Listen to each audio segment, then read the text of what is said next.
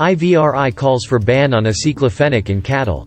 IVRI demanded the ban of using the aceclofenac in cattle, after a new research found that this drug metabolizes into diclofenac in water buffaloes as well as in cows.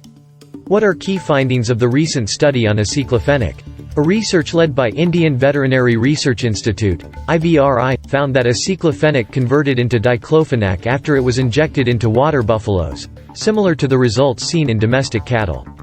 This finding is significant, since vulture population in India rapidly deteriorated after ingesting of diclofenac via cattle carcasses.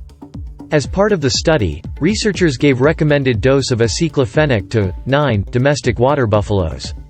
They collected blood samples at up to 48-hour intervals, to analyze aceclofenac and its metabolite diclofenac in the blood plasma. The blood test revealed that aceclofenac rapidly converted to diclofenac. The diclofenac was found within 20 minutes after the